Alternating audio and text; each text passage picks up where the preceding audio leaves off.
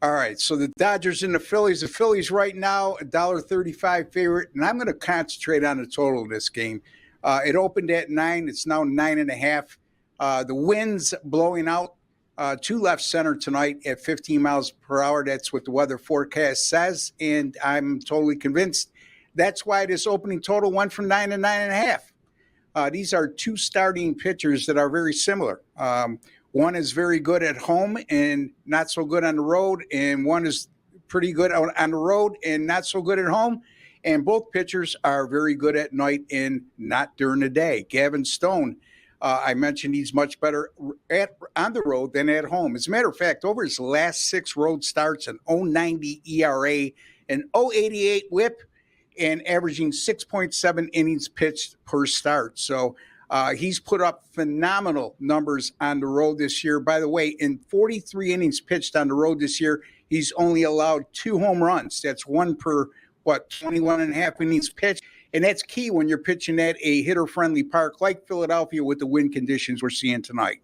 Cristopher Sanchez, again, not a brand name, not a name that people jump out when they see him as a starting pitcher, but you know what? I like it that way because he's undervalued a lot of times. And at home this year, he's been phenomenal with a 1.35 ERA and an 0.90 WHIP, striking out 58, walking 9. His night starts as well. 13 starts at night, a 2.61 ERA, and only 2 home runs allowed, and 97 and 1/3 innings pitched. So again, same scenario that I mentioned with Gavin Stone. His numbers actually are much more impressive in terms of home runs per innings pitched. And again, that's important to me because of the ballpark we're playing in, and once again, the weather conditions. Both of these bullpens are very good. The Dodgers, number 3, and Philly, number 4 in bullpen ERA.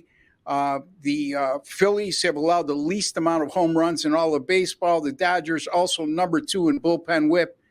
I'm going to go LA Dodgers, Philadelphia Phillies, under 9.5, Teddy. Well, when it comes to trends, and in totals, in MLB totals, I follow the trends as closely as I do in any sport.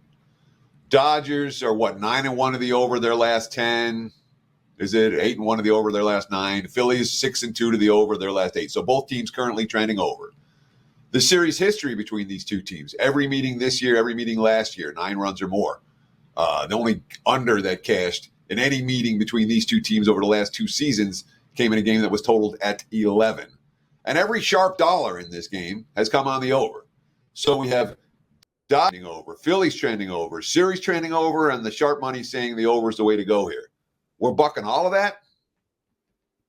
Well, when the sharp money, so-called sharp money, has the record I have in totals over the last year, then I'll pay more attention. But that's not the case. And the bottom line is that, you know, when you're 2 starting pitchers, Gavin Stone and Cristopher Sanchez, again, that's not 2 starting pitchers that are going to ring a bell loudly.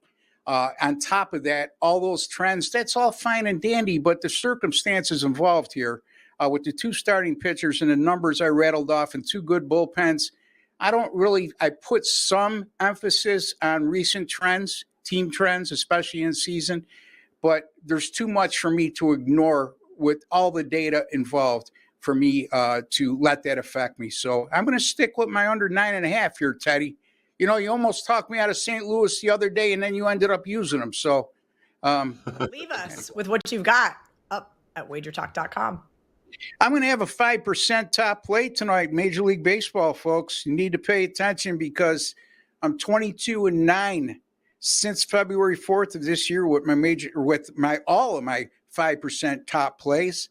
And that's good for 71%. And by our grading system, I've made a profit of $6,000 with those selections. Also, Kelly just mentioned 21-15 since June 21st with my Major League Baseball picks. Again, folks aren't real impressed with those types of numbers, but come on, folks. Major League Baseball, it's a 162-game season. We're grinding, baby. And over that course of time, I'm up $1,436. And my weekday totals in all sports, for whatever reason, been a lot better during the weekdays than on the weekends with my totals in all sports. Back since last July, How about 121 and 82? Good for 60% and up $10,447 during that course of time. That's why you should take a shot with me, Ross Benjamin. Spend a little money, we'll make you a lot of money.